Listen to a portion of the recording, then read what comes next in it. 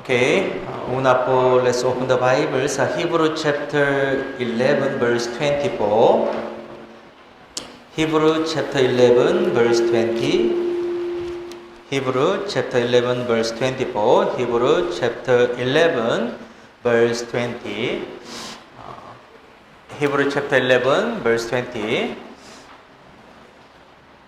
Book of Hebrew chapter 11 verse 20. Basahin po natin sabay-sabay. Sa pananampalataya, binasbasan ni Isaac sina Jacob at Esau tungkol sa mga bagay na mangyayari. Ito book of Hebrew, tapos chapter 11 ito, emphasize na po sa laging ito, pananampalataya. Actually, itong Bible, mga 21 times ulit-ulit repeat emphasize sa pananampalataya. Sa pananampalataya. Halimbawa sa mula verse 6, mula verse 9, sa pananampalataya, siya ay dumayo sa lupang pangako na tulad ng sa ibang lupain. Kay verse 11, sa pananampalataya, maging si Sarah na isang baong ay tumanggap ng kakayahang makaanak. Kay sa verse 17, sa pamamagitan ng pananampalataya nang subukin si Abraham. Ito po in-explain po sa pananampalataya ni Abraham. Tapos, sa verse 20, sa pananampalataya, binasbasan ni Isaac sina Jacob at Esau tungkol sa mga bagay na mangyayari. Even sa verse 21, sa pananampalataya si Jacob nang mamatay na ay binasbasan niya ang bawat isa sa mga anak ni Jose. Ulit-ulit ito, Bible in-explain po sa pananampalataya. Meaning, may tao na po talagang may pananampalataya. Kaya, ibig sabihin also saying, we can check sa ating pananampalataya. Diba? Sa inyong pananampalataya, we can compare pananampalataya ni sa Abraham, o Isaac, Sarah, Jacob, pananampalataya ni David, iba-iba lahat ito. Diba? So, book of Hebrew also, ito po talagang importanteng Bible, Biblia po, isang chapter tungkol sa pananampalataya. Pero ito, 20, verse 20, sa pananampalataya, binasbasan ni Isaac sina Jacob at Esau tungkol sa mga bagay na mangyayari. Sa pananampalataya, binasbasan ni Isaac. Si Isaac, siya na po talagang blessing, binasbasan ni Isaac sina Jacob at Esau tungkol sa mga bagay na mangyayari. Today also, I will teach about ito sa pananampalataya ni Isaac. Noong linggo po, habang bata pa. Pero ngayon ito po sa Isaac, habang siya na po, matanda na po. Kaya siya na matanda na, pero ayon po sa Biblia, sa pananampalataya. Diba? Sa pananampalataya. Please remember this Bible verse, okay? Tapos, look at Genesis chapter 27. Genesis chapter 27.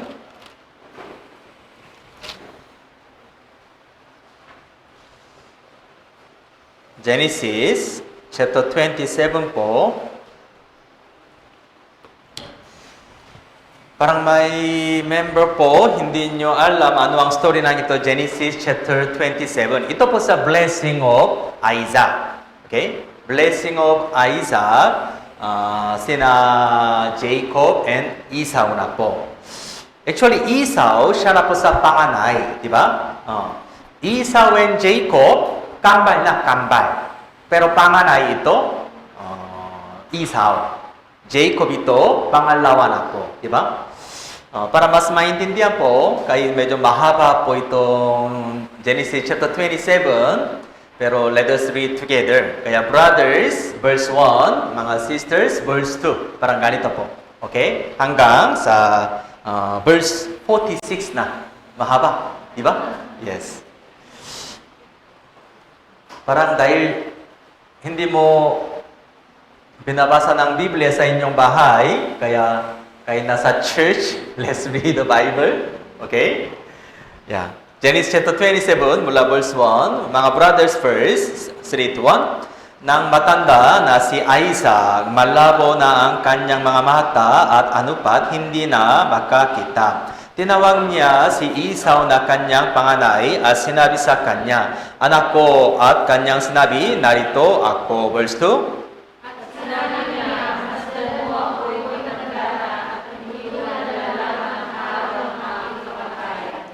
Hinihiling ko na kunin mo ngayon ang inyong mga sandata, ang inyong lalagyan ng pana at ang iyong puso. Pumunta ka sa parang at ihuli mo ako ng usa.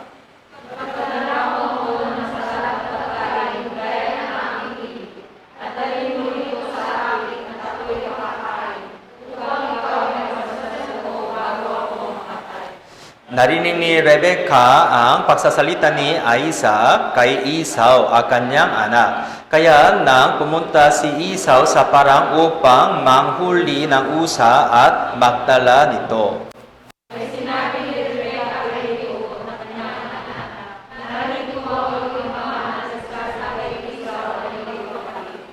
Dali mo ako ng usa at ipaghanda mo ako ng masarap na pagkain upang ako'y makakain at ikaw ay aking basbasan sa harap ng Panginoon bago ako mamatay.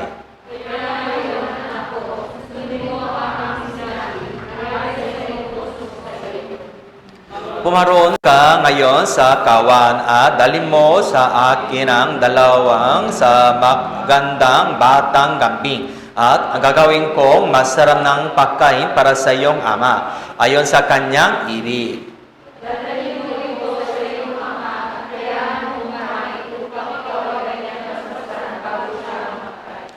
Subalit, sinabi ni Jacob kay Rebecca na kanyang ina, si Esau na aking kapatid ay taong balahibo at ako'y taong manikis.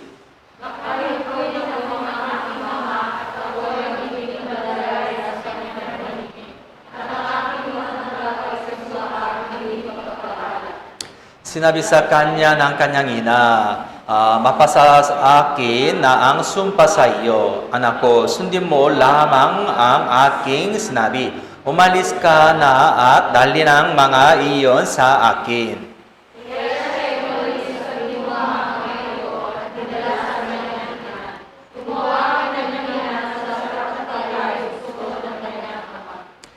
Kinuha ni Rebecca ang pinakamagandang damin ng kanyang panganay na anak na si Esau na nasa kanya sa bahay at isinuot kay Jacob na kanyang busog anak.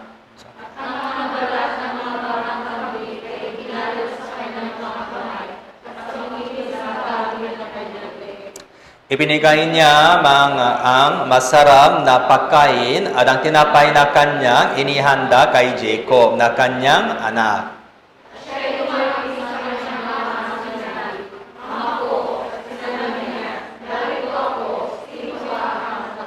Sinabi ni Jacob sa kanyang ama, ako'y si Esau na iyong panganay. Ginawa ko ang ayon sa sinabi mo sa akin. Bumangon ka ngayon, umupo at kumain ka ng aking usa upang ako'y mabasbasan mo.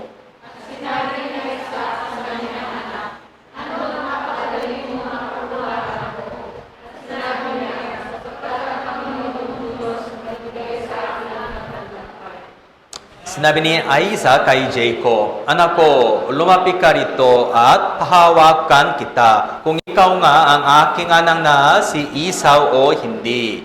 Lumapit si Jacob kay Isaac, kanyang ama, at nawakan siya sa sinabi. Ang tingin kay tingin si Jacob, ngunit ang mga kamay ay mga kamay ni Esau. Hindi niya nakilala si Jacob sapagkat ang kanyang kamay ay kagaya ng mabalahibong mga kamay ng kanyang kapatid na si Esau. Kaya siya ay binasbasan ni Isaac.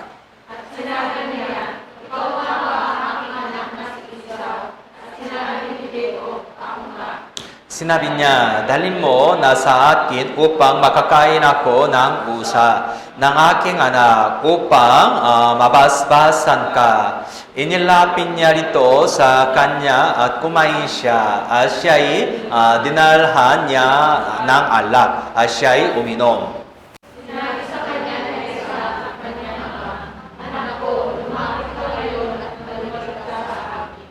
At siya'y lumapit at humalik siya sa kanya at naamoy ng ang amoy ng kanyang mga suot. Siya'y binasbasa na sinabi, ang amoy ng aking anak ay gaya ng amoy ng isang parang na pinapala ng Panginoon.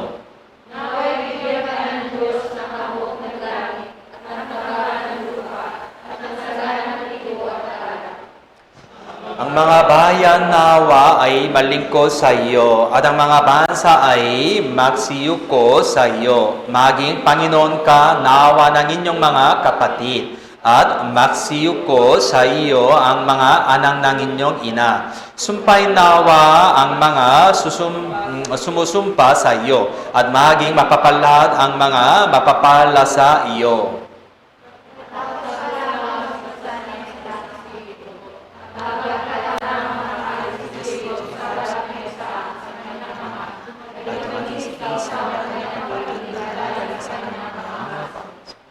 Naghanda rin siya ng masarap na pagkain at dinala niya sa kanyang ama. Sinabi niya sa kanyang ama, bangon na ama ko at kumain ka ng usa ng inyong anak upang mabasbasan mo ako. Sinabi niya sa kanyang ama, sino ka? At kanyang sinabi, ako ang inyong anak, ang inyong panganay na si Esau. Na nangingi sa ng gusto si Isaac na sinabi, sino nga inyong kumuha ng usa at dinala sa akin? At ako'y kumain noon bago ka dumating at siya'y aking binasbasan. Kaya siya'y magiging mapalad.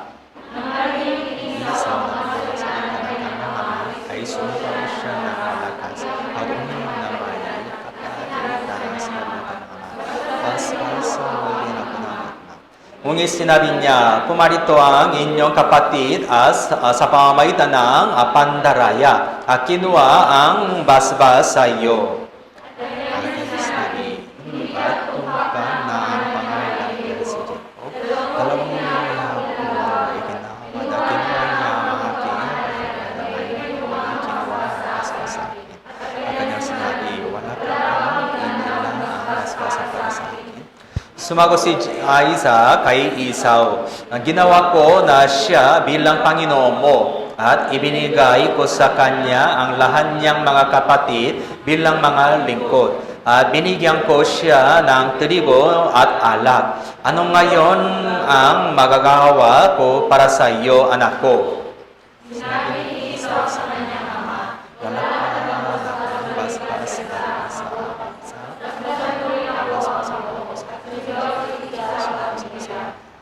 Sumagot si Isaac na kanyang ama, tingnan mo, papalayo sa taba ng lupa ang inyong tahanan at papalayo sa hamog ang langit sa itaas.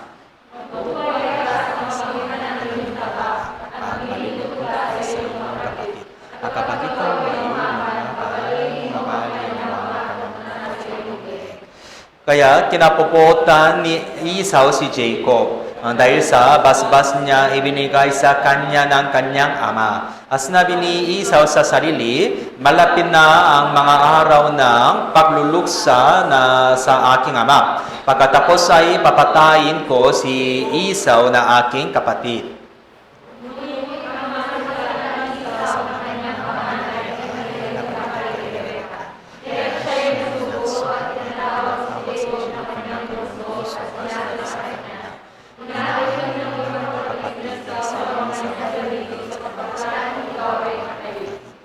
Ngayon, anak ko, sundin mo ang aking tinig, bumangon ka at tumakas ka patungo sa aking kapatid na si Laban na nasa Haran.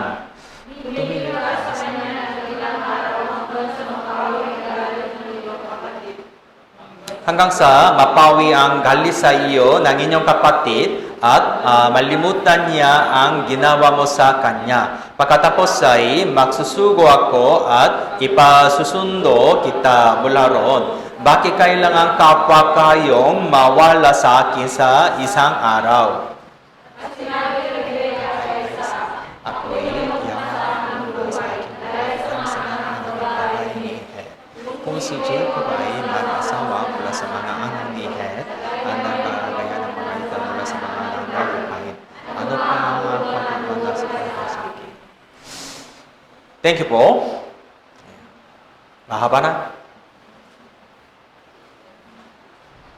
Okay.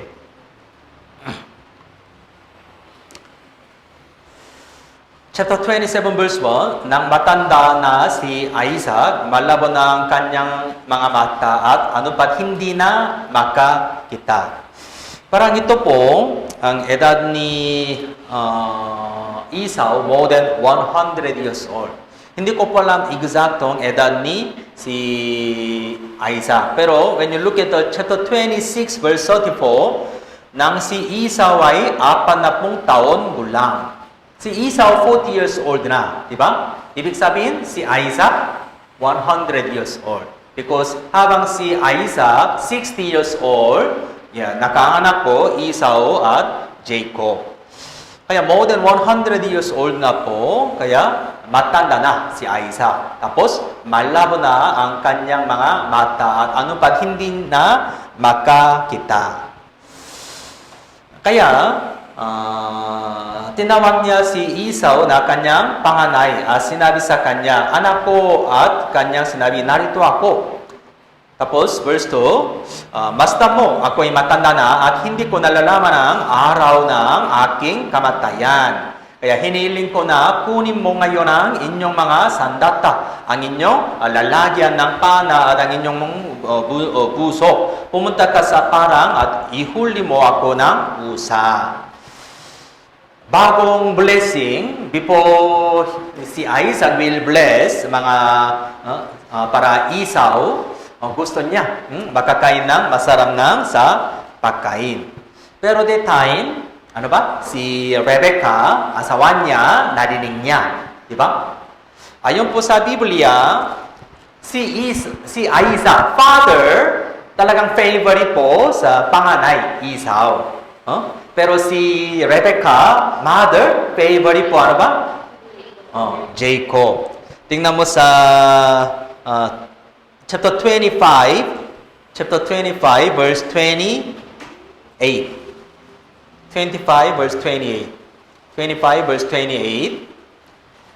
Minahal ni Isaac si Esau sapagkat siya'y kumakain at nang mula sa kanyang panganaso. At minahal naman ni Rebecca si Jacob. Actually, bilang father and mother, hindi maganda. Hindi maganda po ganitong attitude. Bilang magulang, dapat, yes, we have to support together all. Dapat fair. Hindi na favorite son and daughter. Pero ito si Isaac and Rebecca, medyo mali na po. Ang unang araw, we know that, diba, they pray more than 20 years old. More than 20 years, they pray to God. Para sa anak, diba? They married, si Isaac married 40 years old, diba? Pero, hanggang 60 years old, walang anak. Kaya mahaba na pa talagang pray to God. With the prayer, they receive na po ito mga dalawang anak, kambal. Diba?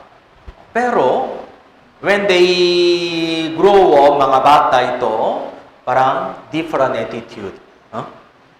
Father, panganay. Mother, pangalawa. Parang ganito ito. That's why, because of that, Esau and Jacob, ang relationship also hindi maganda. Hindi maganda.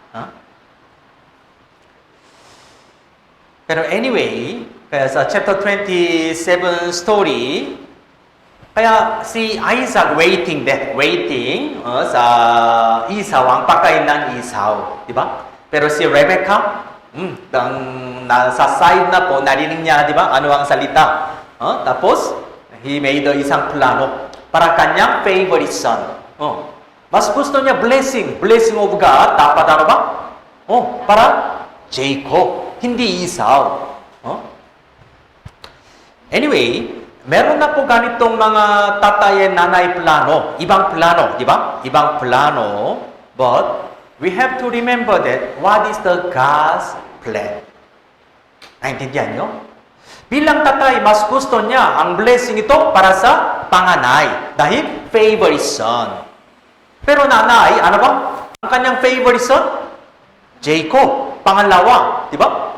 Kaya she made another plan. Tapos, ayon po sa kanyang plano, para, nangyari na. Di ba, Jacob, he snatch na po, he talagang snatching, ano ba, sa pagpapala. Di ba? Parang, ayon po sa plano ni Rebecca, parang, wow, ganito nangyari na talaga. Pero, when we look at the other Bible, hindi na tunay na ito blessing, ayon po sa plano ni Rebecca. Anyway, importante po, we have to remember that what is the God's plan. Verse 23. Verse 23. Verse 22-23. 22-23. Ang mga bata sa loob niya ay naglaban at kanyang sinabi, kung ito ay tama, bakit ako mabubuhay? Kaya siya'y humayo upang nagtanong sa Panginoon. Chapter 25, verse 22 and 23. Verse 23, basahin po natin sabay-sabay. Sinabi sa kanyang Panginoon, dalawang bansa ang nasa iyong bahay bata. At ang dalawang bayan na ipapanganak mo ay magiging hati. Ang isa ay magiging higit na malakas kaysa isa. At ang nakatatanda ay maglilingkos na nakababata. Habang si Rebecca buntis na, sa loob ng tiyan niya, may di ba kambal, kaya away na. They try, she asked to God, Diyos, bakit ganito ba? Kaya, God told si, Rebecca. Parang we know that, di ba, when si,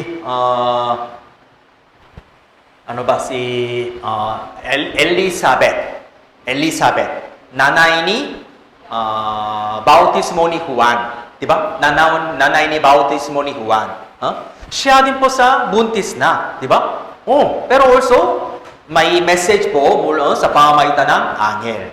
Si Maria also, di ba? Meron na po message. Parang ganito po ito din, may message of God. Ito po ini-explain ng Diyos ano ang kanyang plano. Dalawang bansa ang nasa iyong bahay bata. At ang dalawang bayan na ipapang-anang mo ay magiging hati. Ang isa ay magiging higit na malakas kaysa isa. Kay kambal na. Pero ang isa po mas mahigit. Pero ito, last part na po, ang nakatanda ay maglilingkod sa ikababata. Ito po talagang plano ng Diyos. Naintindihan nyo? Yeah. That is the God's plan actually. Ang nakatanda, ibig sabihin Esau. Di ba? Esau na mas matanda na panganay. Pero Esau dapat maglilingkod sa nakababata. Ikalawa, Jacob. Kaya, si Isaac, even Rebecca, alam niya ito, ano ang plano ng Diyos. Diba? Ang unang araw po, naunawa nila ano ang talagang plano ng Diyos. Ang problema, habang magiging matanda na. Kaya si Esau, more than 100 years old. Diba? Pero, si Isaac, malabo ng kanyang mata. Tapos si Rebecca, parang si Isaac, nakalimutan ano ang plano ng Diyos. Dahil, di ba, parang malabo na mata. Tapos, Walang nakakita. Tapos ang puso niya, my favorite son, Esau, kaya I will bless. I will blessing to him. Kahit dati alam niya, ano ang plano ng Diyos. Pero, mas gusto niya, his favorite son. Si Rebecca, yes, she understand that. Alam niya ano ang plano ng Diyos. Pero ang problema si Rebecca, mas gusto niya ang kanyang sariling plano. Kung naunawan niya, if she really remember ano ang plano ng Diyos, kung gano'n dapat waiting na lang. Without anumang mga ang kanyang sariling maling gawa, dapat waiting na lang. Diba? Kung gano'n, God will really bless si Jacob. Ang problema, when you look at this story, parang isang family na, di ba? Isang family story na. Pero God explained that, sa pamamagitan ng isang family history, God really explained that, how to achieve God ang kanyang plano. Yes. Kung meron na po plano ng Diyos, kung gano'n, siya lang gagawin talaga. Naintindihan nyo? Siya lang gagawin. Dahil may salita ng Diyos, may plano ng Diyos. Pero, sa loob ng ito isang family, Isaac, Rebecca, Esau, Jacob. Isaac and Rebecca, una medyo magandang pananampalataya. Pero habang tumanda na, medyo hindi maganda. Tapos, Esau and Jacob, meron na po talagang may plano ng Diyos, di ba? Tapos, actually, si Esau, siya na po talagang panganay, di ba? Panganay. That's why, dapat blessing of God sa panganay na una. Ayun po sa Biblia, ito talagang tama. Kung panganay dapat, he will get more blessing talaga. Kaya meron na po sa inheritance mula sa tatay, heir, di ba? Kung may inheritance, bilang panganay, double na po, double. Naintindihan nyo? Kay Philippine, hindi ko po alam Philippine style, kung may inheritance mula sa magulang, kung meron na 5 makapatid, kung gano'n, lahat pare-parehas ba? Pero mas maraming oras, away na. Di ba? Ang panganay, gusto niya, ako na panganay. Ikaw na, walang anumang mga bagay. Mas marami ng away. Pero ayon po sa Biblia, bilang panganay, dapat double na po talaga mga inheritance. And also, blessing of God, dapat papunta sa panganay. Ang problema, bakit God already prophesied? Habang bata pa, di ba? Habang sinapupunan ng nanay na.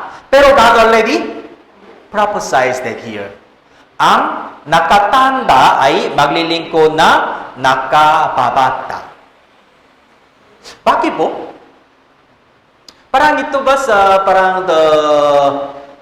God already make ang kanilang buhay? Parang ganito, God made them? Hindi po. Alam niya, dahil makapangyarihan ng Diyos, kaya alam niya, ano ang buhay ni Jacob o ano ang buhay ni Esau. That's why God prophesied na po, mula unang araw, sino ang talagang makukuha ng blessing of God. Naintindihan nyo? So, today, sa pamamagitan ng itong Bible verse, we will thinking about sa blessing of Isaac po ito.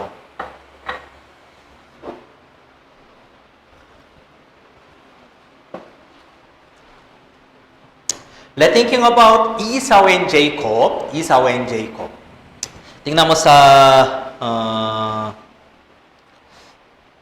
verse 27 ulit. Nang lumaki ang mga bata, si Esau ay naging sanay sa pangangaso. Isang lalaki sa parang. Si Esau, nang lumaki ang mga bata, si Esau and Jacob, lumaki na.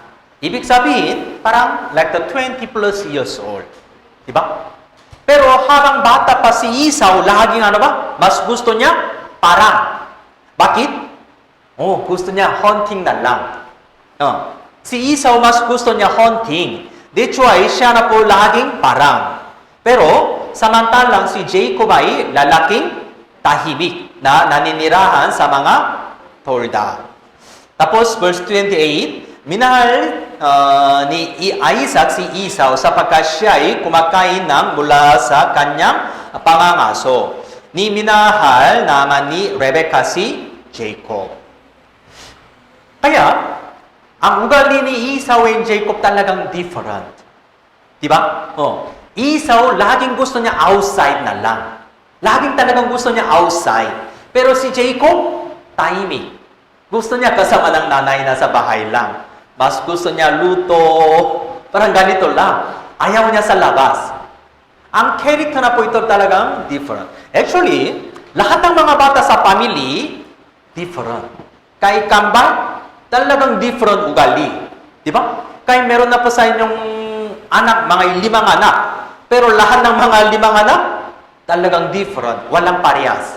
Di ba? Meron na po sa sariling character talaga ito, ugali. Pero important, kahit anumang mga character, pero dapat focus po, ano ba? Ano ang talagang kalooban ng Diyos? Dapat sila na pumaunawaan, what is the God's plan? What is the God's love? What is the spiritual blessing? And what is the salvation? Diba? Ang ito po talaga importante. Pero si Esau and Jacob really different. And then, dahil ang ugali nila parang ganito, character is really different. Pero habang lumalago ito si Esau and Jacob, the Bible recorded ang isang nangyari. Meron na po marami ng mga bagay. Pero Bible record, isang important what happening there. Tingnan mo sa verse 29. Verse 29. Minsan, nagluto si Jacob ng nilaga. Dumating si Esau mula sa parang at siya'y gutom na gutom. Sinabi si Esau kay Jacob, pakainin mo naman ako nitong mapulang nilaga sapagkat ako'y gutom na gutom. Dahil dito ay tinawag ang kanyang pangalan ay Edom. Sinabi ni Jacob, ipapili mo muna sa akin ngayon ang inyong pakapanganay. Pakapanganay. Firstborn, the right of the firstborn, pakapanganay. Sinabi ni Esau, ako'y malapit na mamatay. Ano ang mapapakinabang ko sa pakapanganay? 33, sinabi ni Jacob, isumpa mo muna sa akin at sumumpa siya sa kanya at kanyang ipinapili ang kanyang pakapanganay kay Jacob. At binigyan ni Jacob si Esau ng tinapay at nilaga na lentehas. Siya'y kumain, uminom, tumayo at umalis. Ganyan, hinamang ni Esau ang kanyang pakapanganay.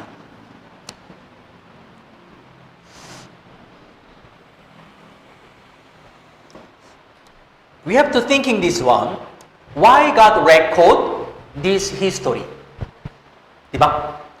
Habang 20, parang more than 20 years old na, meron na po marami ng mga ibang-ibang mga story. Pero God record ang itong story na, ang itong isang nangyari tungkol sa pagkapanganay.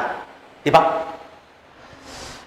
Si Esau siya na, diba? Panganay. Kaya automatically, ang isip niya, akala niya, automatically, ang blessing sa kanya. Automatically, he will receive the blessing. Akala niya. Pero, parang because he is the panganay, kaya parang he didn't consider talagang mahalaga ito pagkapanganay. Pero si Jacob, kambal na, di ba? Kambal. Ibig sabihin, same isang araw, they were born together. Di ba? Pero siya na medyo late na kaya panganay. Tama ba? Pangalawa. That's why si Jacob, when you look at this one, why Jacob? Sinabi niya, sige, I will give you nilaga. Kaya you sell to me, pagkapanganay. Bakit Jacob sinabi niya parang ganito? Why? Nasa puso ni Jacob, laging focus niya. Sana ako na dapat magiging panganay para blessing of God. Diba? Oh. Actually, walang choice. Mula they were born, walang choice, diba? Si Esau automatically, panganay. Si Jacob, pangalawa. Diba? Walang choice. Actually, that is the same also in our case, diba? Ako na Koreano, kayo Filipino, diba? Oh. Walang choice. Walang choice. Sana mas gusto na, diba? Amerikano. Para magiging mas mayaman. Diba? Walang choice na. Pero do you know, if you were born in America or UK, yeah, physically masaya. Physically mas comfortable. Pero do you know, born as Filipino, ito po mas malaking blessing of God. Why? Dahil ikaw na Pilipino, kaya you are saved. Tama ba? Kung ikaw na Amerikano, will you listen sa sermon ni Pastor Lee bilang Amerikano? Ano ba? Anong sinabi ng Pastor Lee? Ito ba't English ba? Tagalog ba? Ang mga Amerikano, they ignore ang mga ibang foreigner. Di ba? Ayaw nila makinig. That's why in America, actually in our Life World Mission in USA, meron na po mga 25 missionary, Korean missionary. Pero do you know, talagang mahirap po evangelize the pure American. Why? Ayaw nila listen.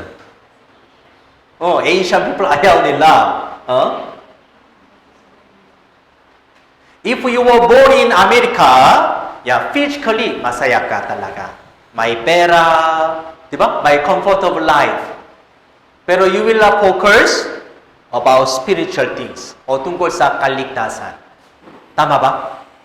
Kaya originally, we are born as a Filipino, di ba? Ito po talagang kalooban ng Diyos para sa inyong salvation, spiritual salvation.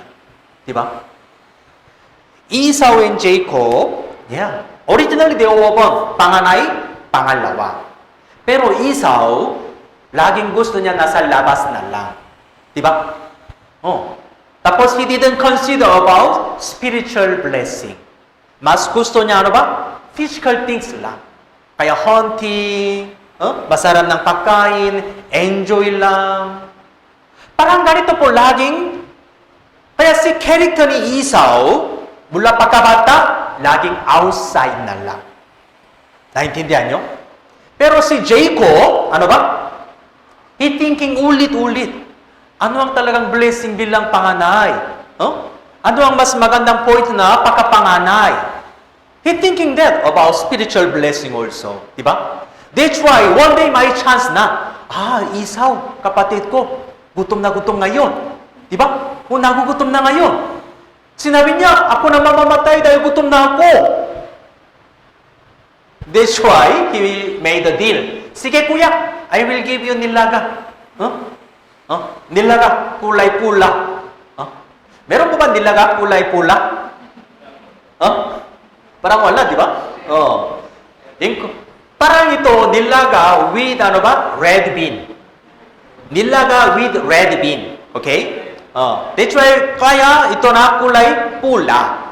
Naintindihan nyo? Parang Philippine nilaga, wala ganito, di ba? Pero Korea, meron with red bean. With red bean. That's why, si Esau, sige, okay. Dahil ako na mamamatay, kaya ano ang mahalaga sa pagkapanganay? Tapos, he really sold them. Bakit po? Why? Ang ito po, we have to thinking this one, ang puso ni Esau, puso ni Jacob talagang different. Puso ni Jacob, ano ba? Akala niya, alam niya, talagang importante ito, pagkapanganay. Diba? Pero puso ni Esau, hindi mahalaga. Bakit? Mula pagkabata siya na panganay. Diba? Mula bata pa lang siya na panganay. Pero si Jacob, hindi. Sayang. Lagi ang isip niya, sayang. Bakit ako na pangalawa? Kaya ang puso ni Jacob and puso ni Esau, talagang different. That is the same also. Meron na po some, both. We have to thinking that, both of you talagang saved na. Pero meron na po some brother and sister, lagi ang puso niya, mas focus niya talagang spiritual things. Ito po talagang importante. Biblia, pray to God, fellowship, church. Ito na talagang pinakamahalaga. Pero ibang mga brother and sister, kahit save na, ligtas na. Pero parang ganito, ligtas na, kaya pwede na nasa langit. Kaya, okay naman, sa labas na lang. Okay naman, I will go to, pwede na ako na, kahit anumang araw, pwede na pupunta sa church. Kaya kahit hindi na ngayon. Parang meron na po ganitong dalawang mga brother and sisters. Si Jacob and Esau. Diba? Kaya Jacob, si Esau, puso ni Esau, hindi mahalaga pagkapanganay. Diba? Kaya verse 34, Genesis chapter 25:34, at binigyan ni Jacob si Esau ng tinapay at nilaga na lentehas. Ito po, siya'y Esau, di ba? Siya'y kumain, uminom, tumayo at umalis. Very simple, di ba? The Bible record that siya'y kumain, uminom, tumayo at umalis. Walang anumang mga hesitation. Di ba? Just kumain na lang. Tapos uminom na. Tapos, busog na ako. Kaya tumayo at umalis. Very simple. That is ang mga tao na po talagang mas focus na physical things lang. Pero, look at this one. Ito na, di ba, sa mga action ni Esau. Pero tingnan mo next Bible verse. Ito po sa mata ng Diyos. God, already He already estimate na po sa Esau. Ganyan, hinamang ni Esau ang kanyang pagkapanganay. This is really important. Si Esau, kumain, uminom, tumayo at umalis. Pero dahil sa ganitong mga action, God already noticed that. Ano ang puso ni Esau? Naintindihan nyo? Tingnan mo sa unang Samuel, chapter 2, verse 3. Unang Samuel, chapter 2, verse 3.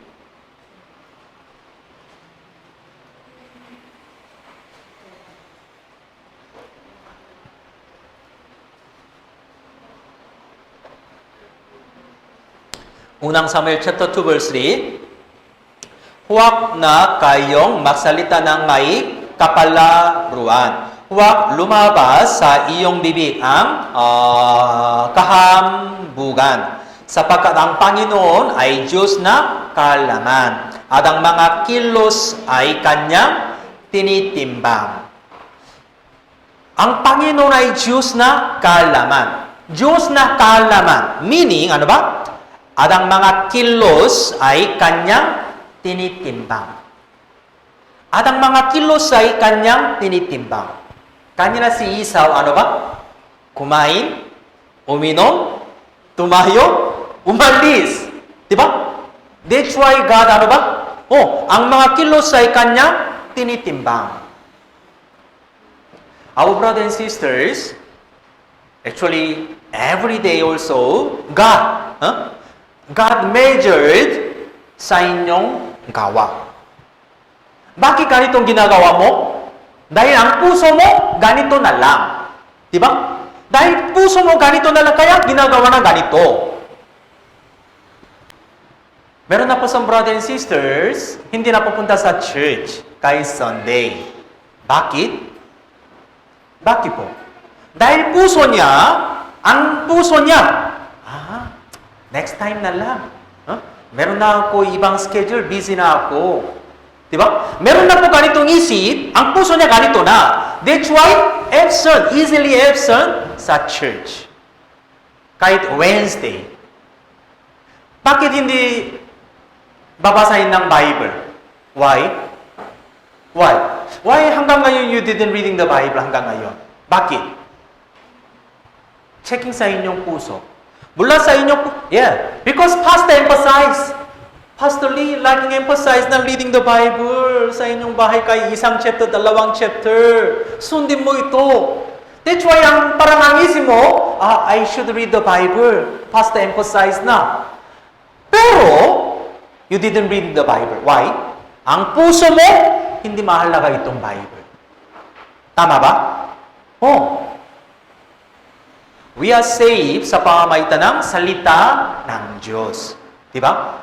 We are saved sa pamamagitan ng salita ng Diyos. Tapos, para sa atin Christian buhay, kailangan po laging itong Biblia.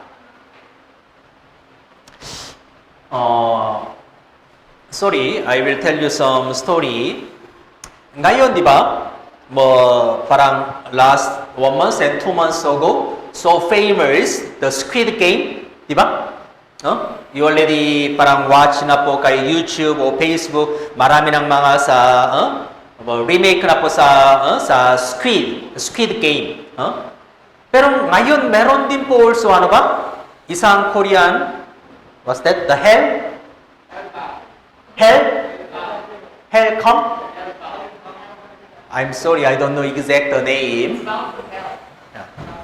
Tungkol sa hell, meron na po sa parang drama na, Korean drama na ulit. Pero do you know that drama? They destroy this Bible. They destroy this Bible. Ayaw po sa parang ganito, if you just watching ganito, ang isip mo, bakit sobrang magulo na Diyos? Why God just the judge or kill any person? Ang Diyos ba parang ganitong magulo ba talaga? Walang anumang plano? Many people, they think parang ganito tungkol sa Diyos. That's why ganitong drama, they destroy ang tunay ng salita ng Diyos.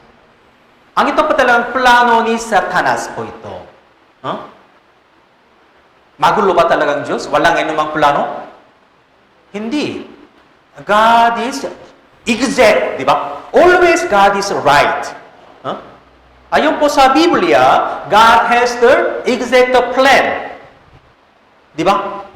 Siya na po una nakasalita, tapos gagawin niya. Hindi magulo. Pero many people ngayon, walang ganitong, kaya mga people, they didn't focus na itong Biblia. Pero in our case, we have to more focus ng Biblia ito. Ang itong Biblia lang, salita ng Diyos, di ba? Ang itong Biblia lang talagang katotohanan. Kaya, we have to read the Bible. Meditation the Bible. Pero si Esau, puso ni Esau, ano ba? Hindi focus. The Bible said here, sapagkat ang Panginoon ay Diyos na kaalaman at ang mga kilos ay kanyang tinitimbang. Let's go back to Genesis, uli po.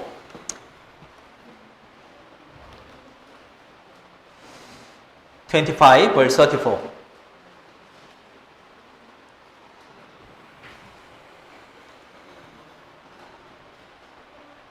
Genesis 25 verse 34. Binigyan ni Jacob si Esau ng tinapay at nilaga na lenteas. Siya ay kumain, uminom, tumayo at umalis. Ganyan hinamang ni Esau ang kanyang pagkapang-anay. Si Esau po, yes. We have to think in there, why God record this part? Why God record this part? Because mula pagkabata si Esau, laging ganitong ugali na po. Hindi naman po ito isang araw. Diba? Laging ganitong ulit po. Brothers and sisters, yes, tingnan mo ako. Bakit hanggang ngayon ikaw na meron na po medyo maling habit o medyo maling ugali? Why? Meron na po sa brother and sister laging Meron na po habit, kung nakita niya medyo magandang bagay, kung gano? Stealing. Bakit? Parang ito po magiging habit. Diba? Oh. Bakit sa brother and sister, madali na ano ba? Mura. Madali na mura. Bakit? Mula pagkabata, that is the natural ang kanyang buhay na. Oh, meron na po ganito.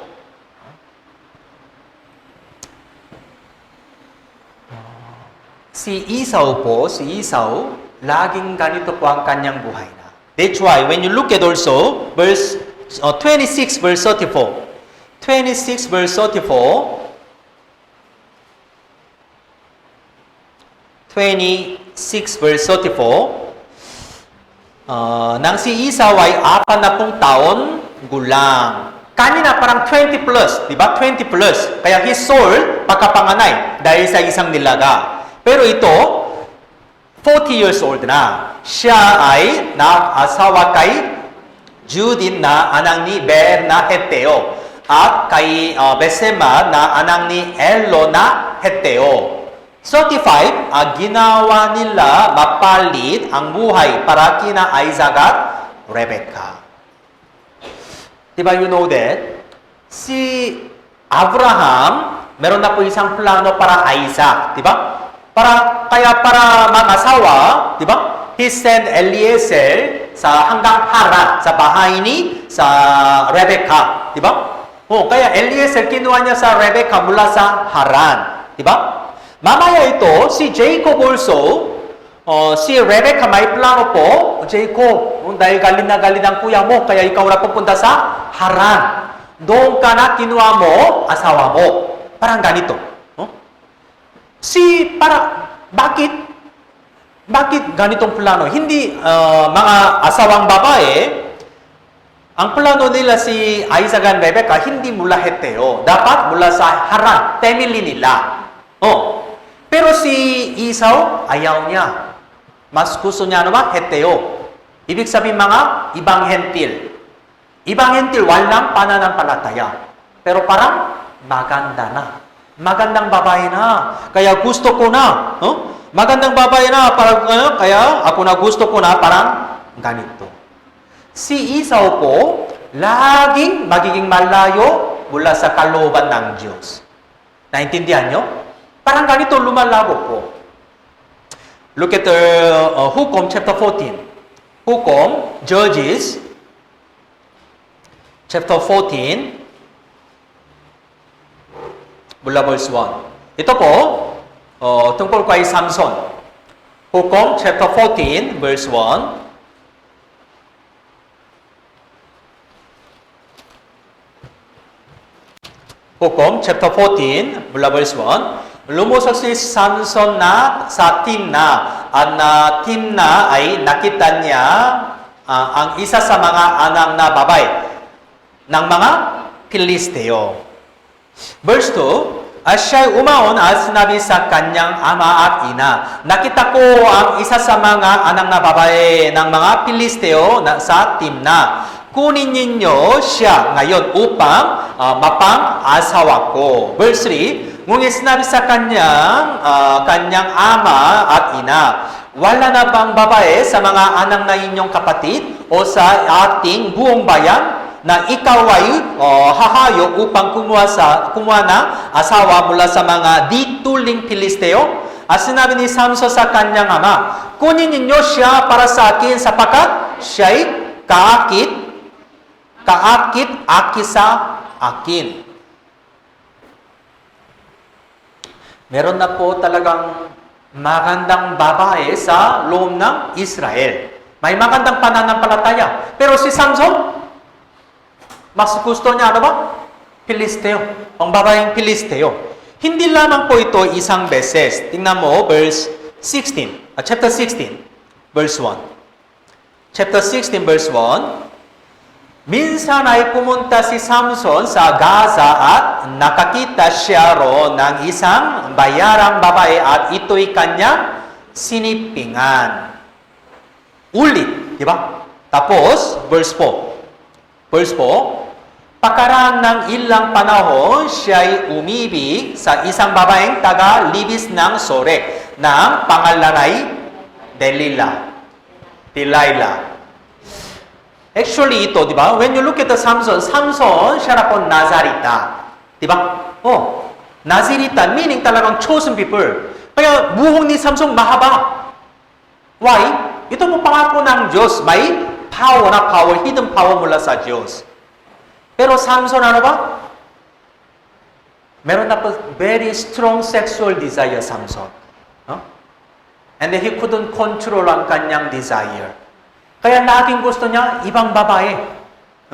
Pwede na ang tamang paraan, married with Israel babae. Diba? Legal married na lang ito. Para walang problema. Pero Samson, ayaw niya married. Tapos mas gusto niya, enjoy na lang. Kaya ibang babae, isa pang babae, tapos hanggang Delilah. Tapos, anong nangyari ba dahil sa Delilah? Tingnan mo, verse 21. Verse 21. Ihuli siya ng mga Pilisteo at dukitin ang kanyang mga mata. Kanilang dinala siya sa Gaza. Ginapo siya ng mga tinakalang tanso at siya'y pinagtrabaho sa gilingan sa bilangguan. Dahil sa Delilah, dahil sa sexual desire, kaya ano ba si Samson? Dinukit ang kanyang dalawang mata lahat. Diba? Tapos nasa bilangguan, trabaho. Our brothers and sisters, especially mga also kabataan, mga youth group members, we need to really careful tungkol sa relationship. Boyfriend, girlfriend. Yeah, alam ko na po talaga may desire. Yes, God gave us the natural desire, di ba? Meron na po natural sexual desire. Pero we have to control this one. Self-control well. Di ba? Self-control. Pero meron na po sa brother and sister, enjoy na lang. Kaya gusto niya ito isang lalaki, isa pang lalaki, ibang lalaki ulit-ulit, o ibang babae ulit-ulit. Kung ganun din, parang magiging Isaw na po. O parang ito, Samson. Si Samson mata, dinukit niya, di ba? That is the same also. Kung walang control, kung walang self-control, ano ba? Our spiritual mga bata also, nawawala. Kaya, we have to really careful sa ano ang sa inyong ginagawa po ito. Actually, Samson, may power. May power, di ba? Ito mula sa Diyos. Lahat ng mga born again Christian also, we have the, di ba, talagang power, spiritual power sa pamamagitan ng dugo ni Yesu Cristo sa loob ng sa ating katawan. Ikalawang Korinto chapter 4, verse 7. Ikalawang Korinto chapter 4, verse 7.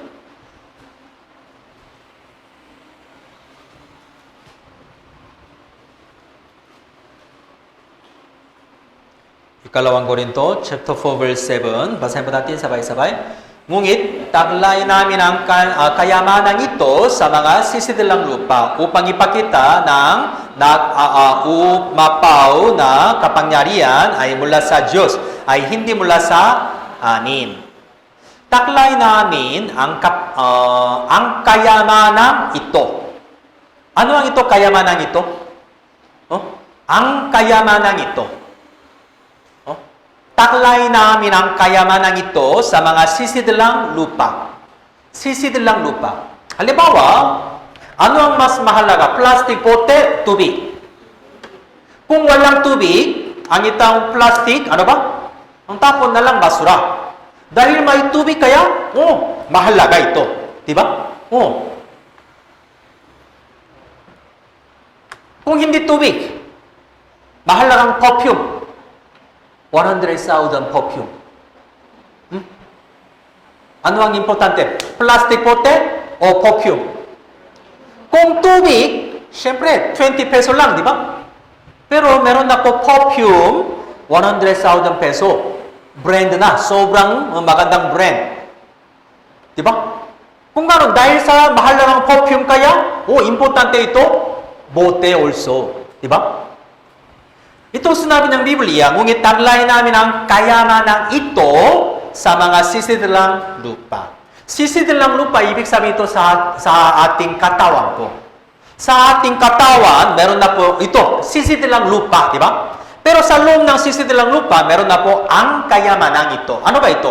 Verse 6, sapagkat ang Diyos ang nagsabi, maningning ang ilaw sa kadiliman na siya'y tumatanglaw sa aming mga puso upang magbigay liwanag sa pagkakilala sa kalwalhatian ng Diyos sa mukha ni Hesu Kristo. Meaning, ang kayamanan ito, meaning ano ba? Hesu Kristo.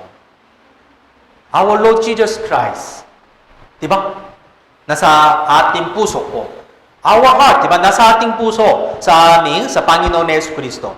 Ito po ang kayamanan ito. Ang pinakamahalagang mga bagay, ang kayamanan ito, ibig sabihin, Hesu Kristo.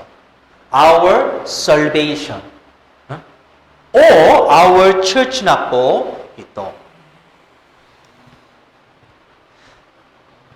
Lahat ng mga brothers and sisters, sisidil lang lupa na. Pero sa loob ng katawan ito, meron na po ang kayamanan ito. Kaya, upang ipakita na ang naumapaw na kapangyarihan ay mula sa Diyos. Hindi mula sa amin. Ang kapangyarihan ni Samson, hindi mula sa kanyang sarili. Diba? Ang buhong niya, mula sa buhong may kapangyarihan? Hindi. Ito po simbolo lang, simbolo. Diba? When he really obeyed to God, may kapangyarihan. Diba?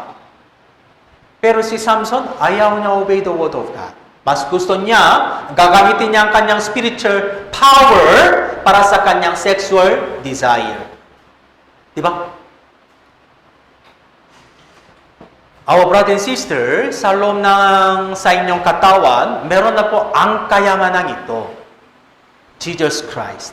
Diba? Sa inyong salvation. Sa inyong pananampalataya. O, church. Ito po talagang pinaka-mahalagang mga bagay po. Chapter 4, verse 16. Ikalawang Korinto, chapter 4, verse 16.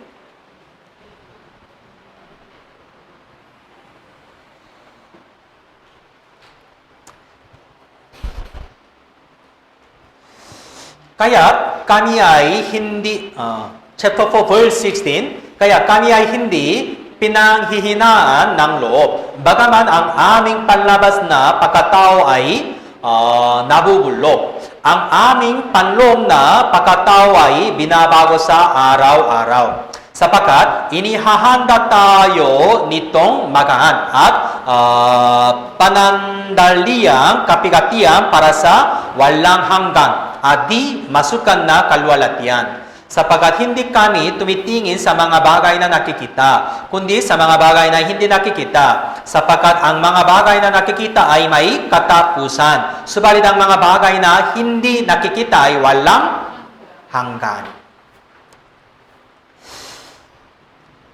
Ikalawang Korinto, ito in-explain po, di ba?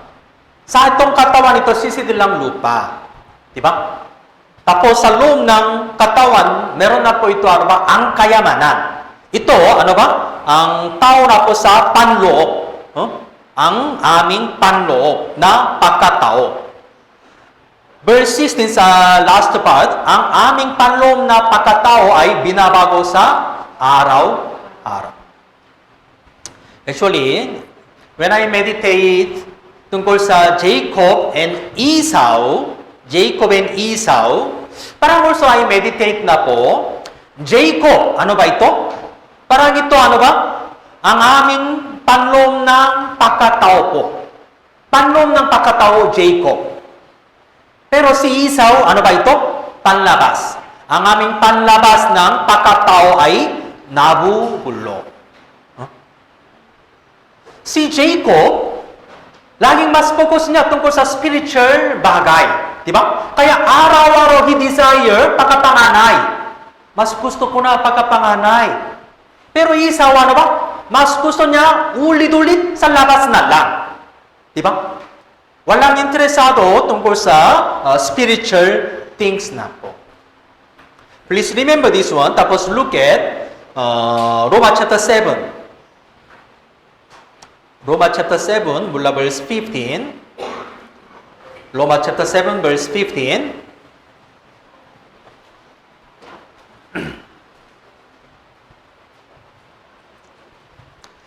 Mula ito, Roma chapter 7, mula verse 15 hanggang 25 na po ito. Ang itong Bible ini-explain po, dalawang tao na po. Dalawang tao. Kanina di ba sa ikalawang Korinto chapter 4, ang panlong ng pagkatao, tapos ang panlabas ng pagkatao ito.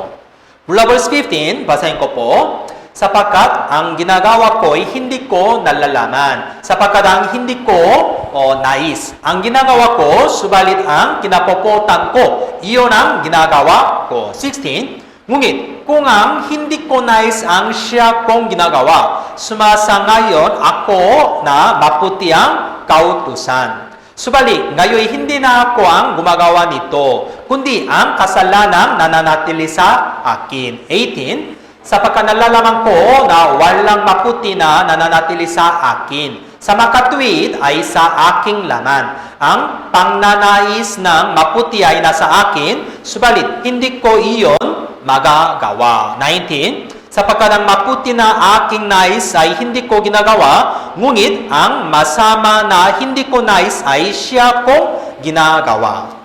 When you look at this one, chapter 7 ito, ini-explain po, after salvation. Ito po, after salvation, okay?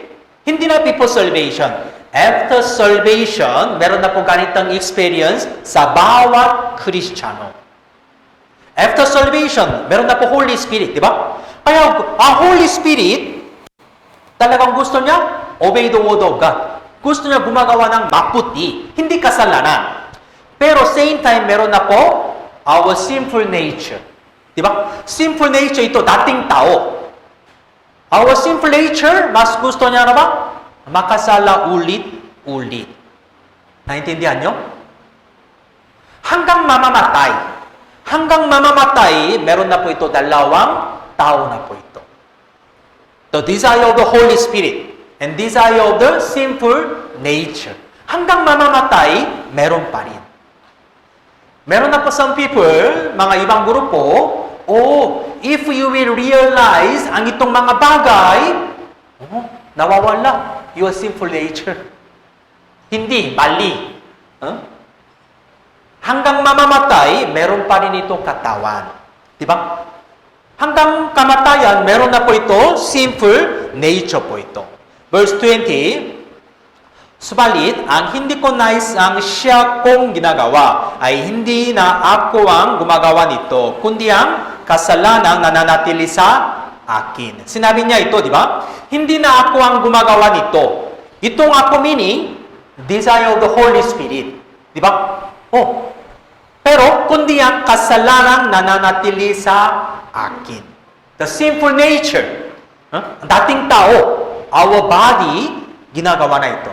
Kaya 21, kaya nga, natakuan ko ang isang kautusan na kung ibig kong gumawa ng maputi, ang kasamaan ay malapit.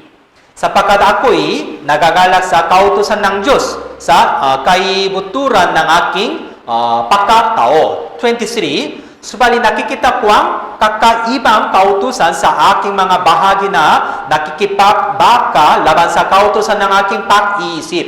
At ako'y binibihag sa ilalim ng kautusan ng kasalanan na nasa bahagi ng aking katawan. Kaya verse 24, Sirituan, kahabang-habang na kaliligtas sa akin mula sa katawang ito na kamatayan. Bilang born-again Christian, yes, we experience. Pero, those who talagang manatili sa church, tapos talagang focus niya, Christian buhay, mas manalo sa spiritually. Diba? Pero, ang mga brother and sister, ayaw niya mananatili sa church. O, ayaw niya obey the word of God. Kahit nasa church na, pero malayo mula sa Biblia. Ayaw niya obey. Kung ganon, meron na po ganitong, sa away. Tapos, meron na po ganitong sumigaw. Verse 24, kahabak-habang na tao ako. Bakit kahabak-habang na tao ako? Alam ko na dapat obey the word of God, di ba? Pero ang katawan laging nakasala. Ang katawan laging gusto niya, labas na lang katulad ng isaw. Di ba? Laging commit sin. May guilty na, di ba? May guilty. Pero ulit-ulit nakasala, ulit-ulit. Minsan mas malaking kasalanan. Di ba? That's why, kahabak-habang na ako. Sino ang maliligtas sa akin mula sa katawang ito na kamatayan? 25, ngunit salamat sa Diyos sa pamamagitan ni Hesus Kristo na Panginoon natin. Kaya nga, ako mismo ay naglilingkod sa kautusan ng Diyos sa pamamagitan ng aking pag-iisip. Ngunit, sa pamamagitan ng laman ay sa kautusan ng kasalanan. We have to remember, bilang born again Christian, meron na po ito dalawang tao. Dalawang ugali parang ito. Diba? We are saved na, kaya sa pamamagitan ng Holy Spirit, meron na po talaga ang puso mo, dapat obey the word of God. Dapat please God. Dapat malayo sa kasalanan, di ba? Pero, meron na po dating tao ito, simple nature. Di ba?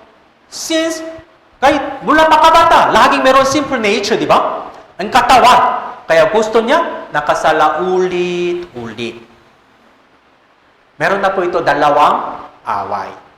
Ito, Romans chapter 7, kaya ito ini-explain po, parang laging talo. Laging talo. When you look at this Bible verse, di ba? Kahabang-habang na tao, ako. When you look at the chapter 7, laging sinabi niya, ako. Ako, ako. Kaya talo na. Dahil ako, isa lang talo. Pero when you look at chapter 8 verse 1, ngayon ay wala ng kahatulan sa mga nakay Kristo Jesus. Sapagkat ang kautusan ng Espiritu ng buhay na nakay Kristo Jesus ay nagpalaya sa atin mula sa kautusan ng kasalanan at ng kamatayan. Nagpalaya sa atin, hindi ako, di ba? Nagpalaya sa atin. In chapter 8, ulit-ulit mention atin. Tayo. Atin tayo, ulit-ulit po. Grupo. Ano ba ito? Church na po, church. Kung ako isa lang, hindi mananatili sa church. Kung gano'n laging talo. Laging talo na talaga. Pero when we abide in the church, tapos in the church, when we talagang obey the word of God, manalo po. We can overcome ang mga sinful nature po.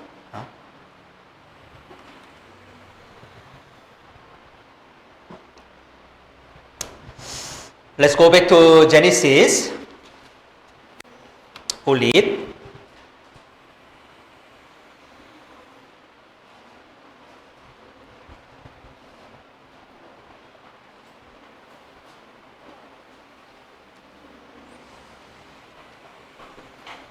Verse 29.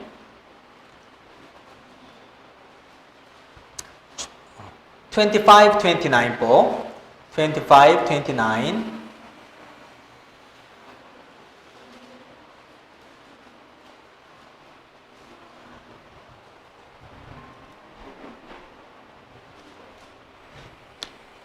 Ah, 32. Tingnan mo, 32.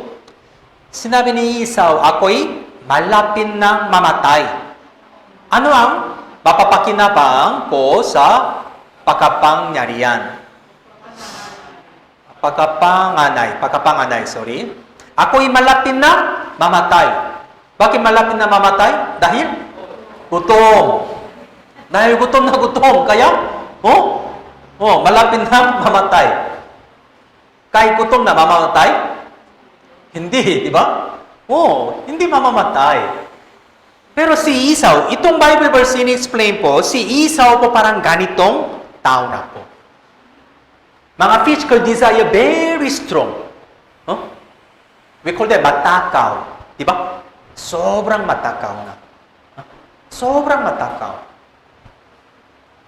Si Esau, dahil laging focus na mga pagkain o physical things. Huh? Actually, here, pagkain na lang, pero we are thinking that lahat ng mga worldly things. Huh? Tungkol sa pera, tungkol sa pagkain, bahay, kotse, motorcycle, sa inyong damit, o sa inyong mga bag, chinelas, o cellphone, lahat ng mga worldly things.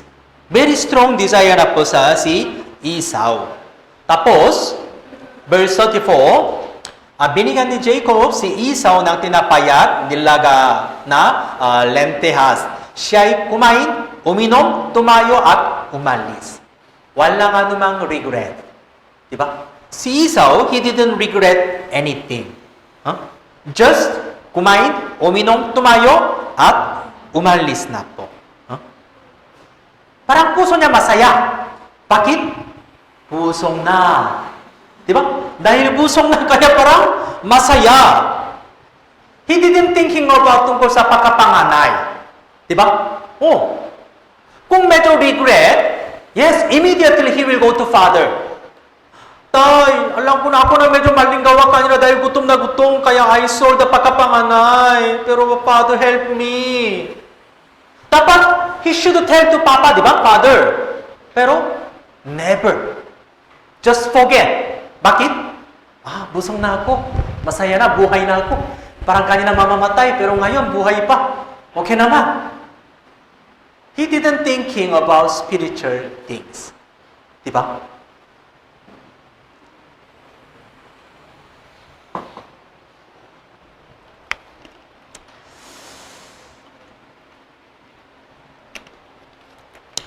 Actually, talagang importante sa inyong choice.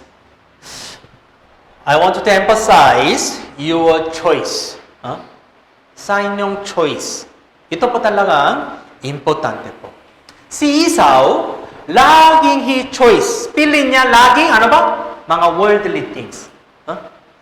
Hindi na spiritual things.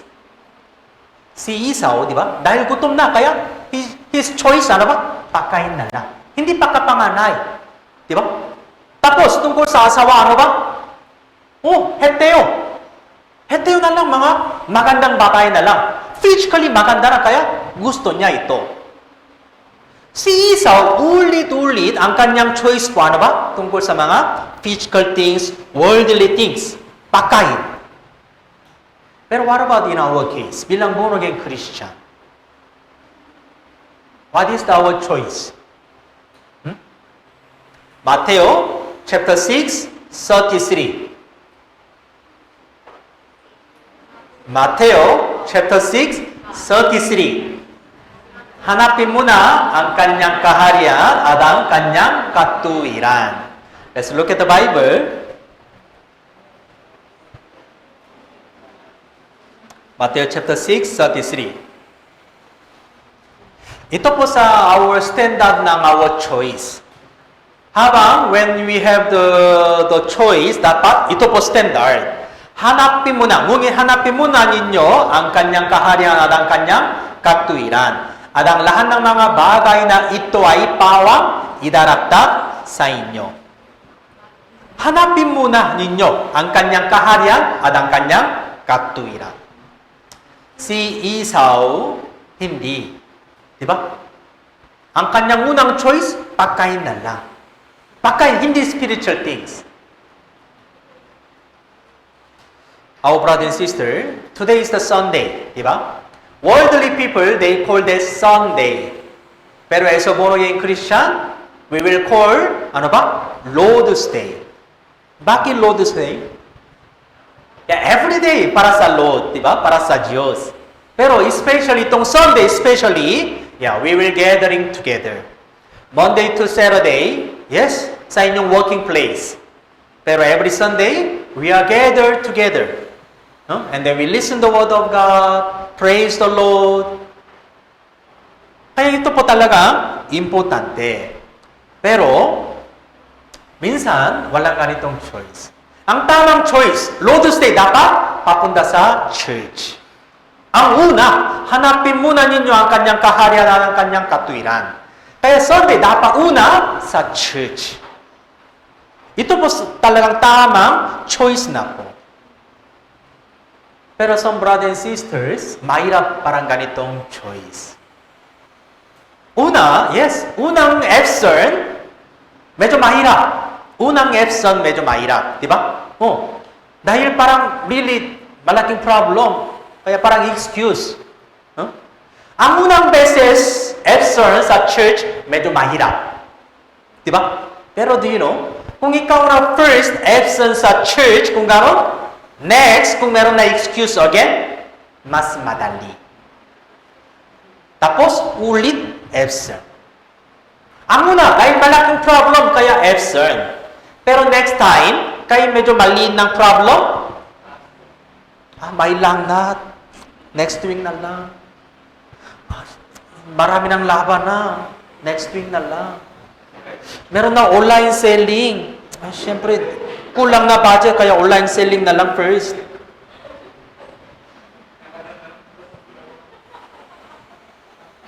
Do you know, meron na po ganitong also word tungkol sa droga. Drug addict. Mahirap po isang beses drug. Mahirap talaga. Because we know that delikado drug, di ba? Drug, very dangerous. Kaya mahirap talagang unang beses ng drug. Talagang mahirap. Di ba? Pero do you know, may walang tao na po isang beses lang drug. Can you understand what I said? Kung isang beses take the drug, hindi lamang finish isang beses lang. He will get again, and again. And ito po drug addict na. Naintindihan nyo? Mahirap first time drug addict. Mahirap ito talaga. We are really careful. Pero kung isang beses na you take the drug, yes, you cannot stop. That is our choice actually. Diba? Road to stay, dapat papunta sa church. Kahit anumang mangyari. Actually, kung may pasok na talagang company, yes, we can understand. Diba? Kung meron na, tatay mo namatay, nanay mo namatay, pwede na we can understand. Diba? Meron na sa wedding ceremony. I can understand your own wedding. Yes, pwede. Pero, may wedding sa inyong kamag-anak.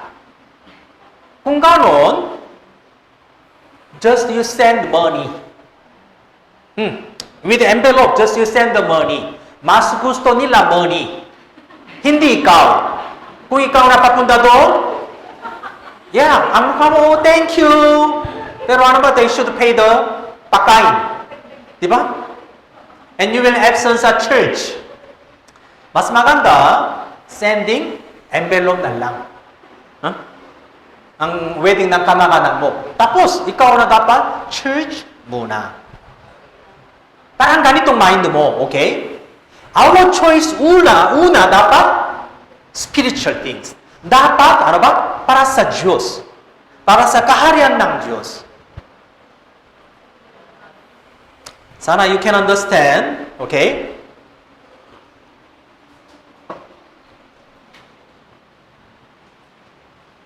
Let's go back. Genesis chapter 27.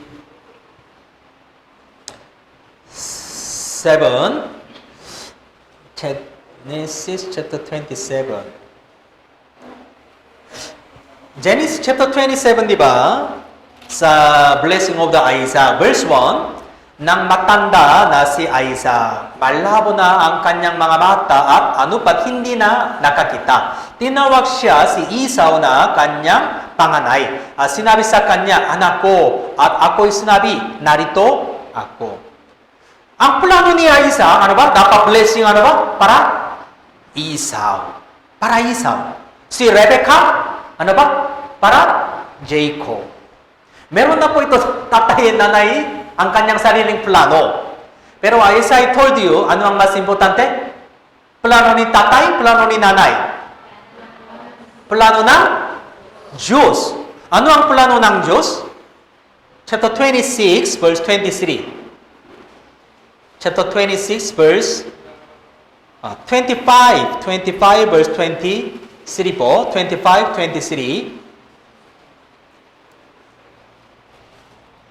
Mula middle part, ang isa ay magiging higit na malakas kaysa isa.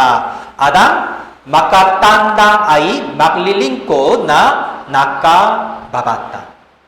Bakit? Bakit po? Because God already knows that. Ano ang ugali ni Esau o ano ang ugali ni Jacob? Si Esau, meaning disqualified.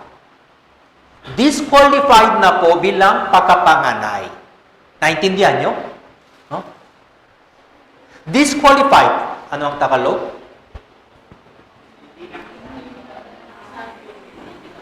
Unang Korinto chapter 9. Let's look at the Bible. Tungkol sa disqualified. Unang Korinto chapter 9. Verse 27.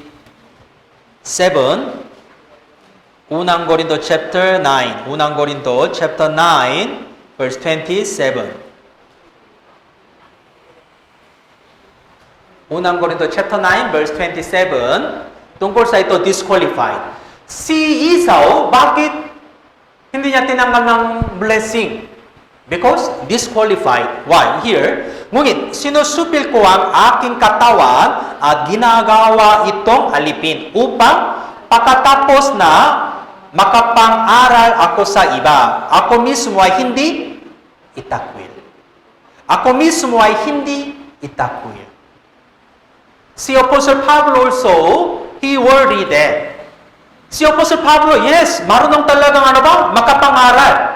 He really evangelized marami na. Pero, sinusupil ko, ulit-ulit ang kanyang katawan. Sinabi niya, sinusupil ko ang aking katawan. Ang aking katawan, meaning ano ba ito? Aking katawan may simple nature. Simple desire. Diba? Si Apostle Pablo din also, marami ng mga temptation. Diba?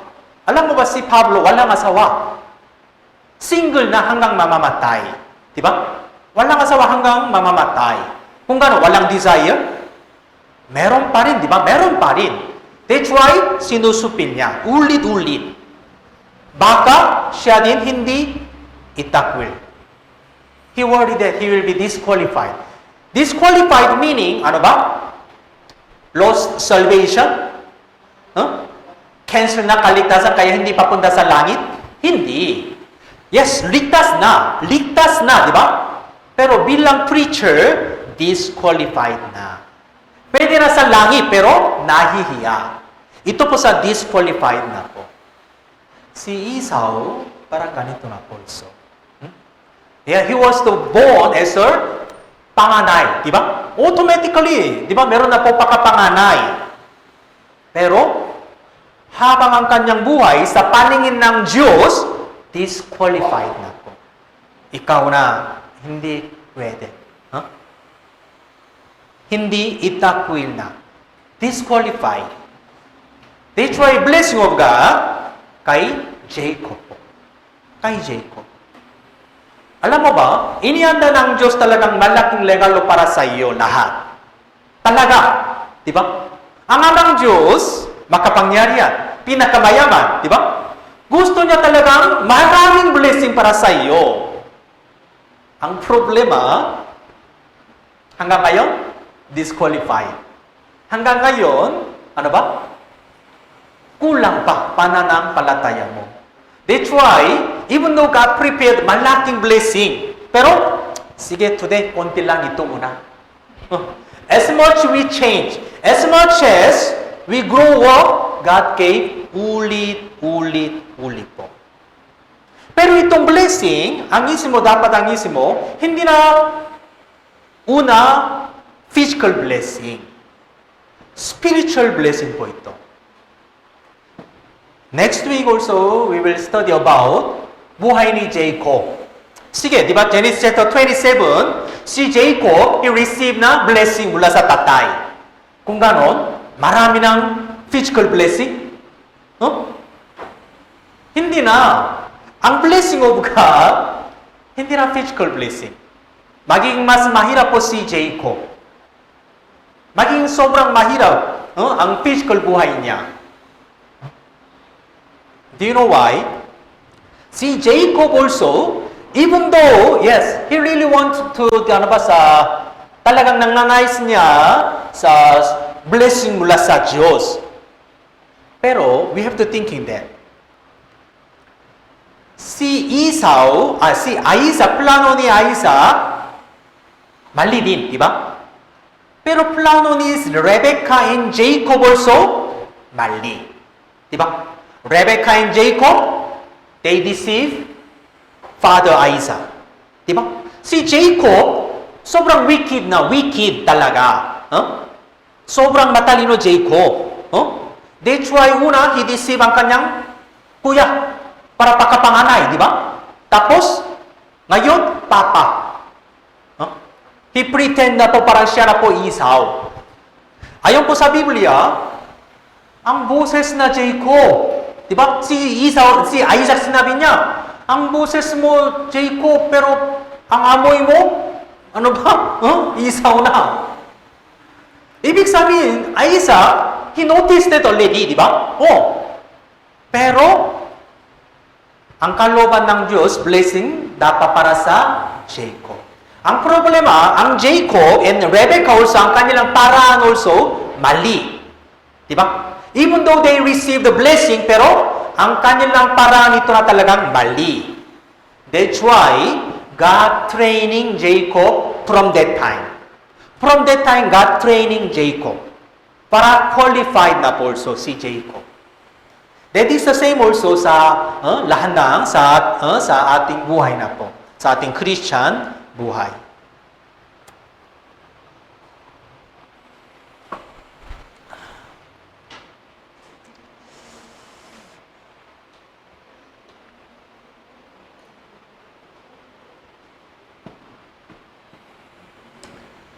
Let's look at last Bible verse na po sa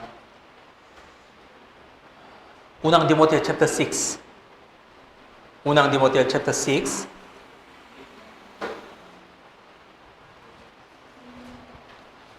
Verse 11 po.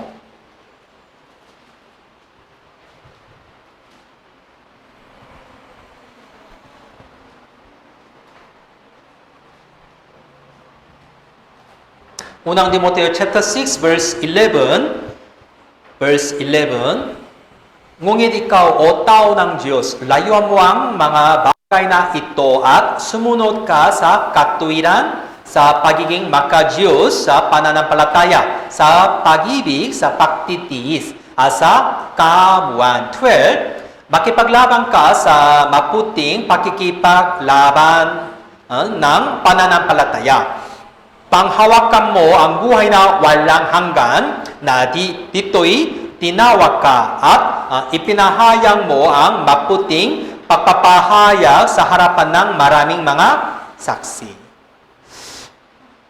Ngunit ikaw, o tao ng Diyos, yes, o tao ng Diyos, man of God, layuan mo ang mga bagay na ito. Layuan mo ang mga bagay na ito. Bilang man of God, ang tao ng Diyos, dapat layuan mo ang mga bagay na ito. Mula verse 6, subalit ang kabanalan na may kasiyahan ay malaking pakinabang, sapagkat wala tayong dinalang anumang sasanibutan at wala rin naman tayong may lalabas na anuman. Ngunit kung tayo'y may pagkain at damit, masiyahan na tayo sa mga ito. Ngunit ang mga nangnanais yumaman ay nahuhulog sa tukso at nabibitak sa maraming hangal at makapipinsalang pangnanasa na siyang naglulubong sa mga tao sa pagkawasak at kapahamakan. Sapagkat ang pag-ibig sa salapi ay ugan na lahat ng uri ng kasamaan na ang ilang nang nasa rito ay nakalayo sa pananampalataya at tinusok ang kanilang mga sarili ng maraming kalungkutan. Bilang tao ng Diyos, layuan mo ang mga bagay na ito. Marami na, di ba? Pero, tungkol sa pera, tungkol sa magiging yumaman, o kahit tungkol sa mga sexual desire, ibang-ibang mga bagay na po. Sinabi ng Diyos, layuan mo ang mga bagay na ito. Sumunod ka sa katuwiran, sa pagiging maka-Diyos, sa pananampalataya sa pag-ibig, sa pagtitis, sa kahamuan. Tapos verse 12, mas focus na po ano ba? Panghawakan mo ang buhay na walang hanggan. Buhay na walang hanggan. Today we thinking about si Isaac, Rebecca, tapos Esau at Jacob. Ang blessing of God, di ba? The blessing of God, ito po sa spiritual blessing. Pero ito po para sa mga tao na po talagang focus ng mga spiritual things. Katulad ng Jacob. Si Esau, ulit-ulit mula pagkabata, laging focus na mga labas. Physical things lang. Pero in our case, ano ba? Mas focus ng spiritual things. Tapos, bilang ito, o tao ng Diyos. Ngunit ikaw, o tao ng Diyos. Si Jacob also, he got the blessing of God. Bakit he got the blessing? Dahil siya na perfect? Hindi. Dahil puso niya maganda, di ba? Pero ang kanyang action, ginagawa, o plano also, meron na po marami ng mga mali. Kaya next week, I will prepare na po Solomon, how God training isang born-again Christian. God also really training si Jacob. Because Jacob, kahit ligtas na,